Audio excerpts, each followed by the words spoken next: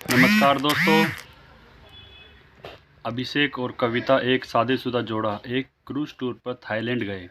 इस दौरान वो अपने बच्चों को घर पर ही छोड़ गए थे। बदनसीबी से खराब और बहुत ही तूफानी मौसम के कारण उनका जहाज़ डूबने लग गया। सभी लोगों की तरह वो दोनों भी अपनी जान बचाने के लिए लाइफ बोट एरिया की तरफ दौड़े, लेकिन अभिषेक या कविता पर नाव में जगह न होने की वजह से वहाँ भी सिर्फ एक ही व्यक्ति की जगह बची हुई थी। अपनी पत्नी को डूबती शिप पर छोड़कर अभिषेक लाइफ बोट में बैठ गया।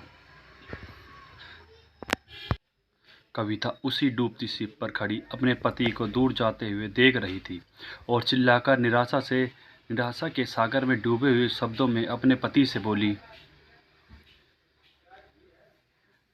इस कहानी को विराम देते हुए शिक्षक ने अपने सभी विद्यार्थियों को पूछा, क्या कोई अंदाज़ा लगा सकता है कविता ने पति से क्या कहा होगा?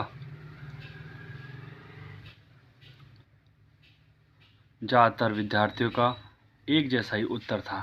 उन्होंने कहा, पत्नी बोली होगी कि मैंने तुमसे इतना प्यार किया और तुम मुझे इस तरह छोड़कर कहाँ जा रहे हो, मैं तुमसे बहुत नफरत करती हूँ।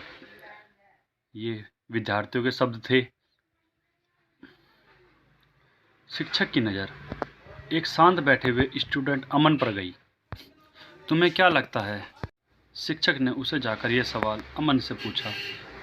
अमन बोला, मुझे लगता है वह बोली होगी हमारे बच्चों का ध्यान रखना। शिक्षक को अमन का जवाब सुनकर आश्चर्य हुआ।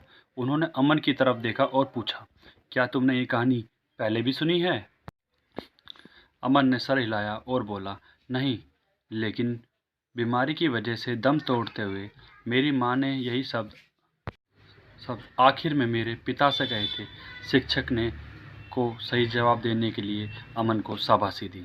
कहानी को आगे बढ़ाते हुए शिक्षक ने कहा, कविता की शिप डूब गई और साथ में पत्नी भी। पति घर वापस आ लौट आया और उसने अकेले ही अपने बच्चों को पाल पोस के बड़ा किया। कई सालों बाद उस अभिषेक की भी मौत हो गई। एक दिन उसकी बेटी, जो उससे अपनी माँ का जिम्मेदार समझती थी, मौत का अपने पिता के सामान को साफ करते हुए उसे एक डायरी मिली, जिसे पढ़कर उसे सच्चाई का पता लगा। डायरी में लिखा था, जब उसके माँ बाप उस क्रूज शिप पर गए थे तब उन्हें पहले से ही पता था कि उसकी मम्मी को 3rd स्टेज कैंसर है और इसलिए वो दोनों आखिरी बार एक साथ ज़्यादा से ज़्यादा समय बिता सकें, इसलिए दोनों अकेले ही उस क्रूज शिप पे गए थे। जब उस शिप पर वह मनुष्य समय आया था तब उसके पिता ने उस अकेली बची लाइफ बोट की जगह में खुद को बैठने से मना कर दिया था।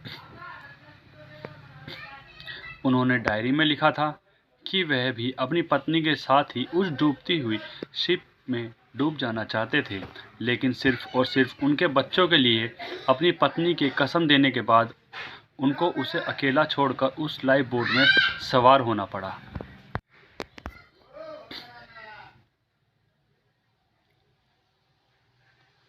इतने सुनने के बाद लड़की जोर जोर से रोने लगी, अपने पापा की चीज़ों को संभाल के रखने लगी।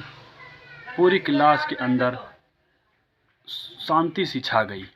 ये शांति देख शिक्षक को पता चल गया कि वह इस कहानी के जरिए जो सीख अपने विद्यार्थियों तक पहुंचाना चाहते थे, वह उन विद्यार्थियों तक पहुंच चुकी है।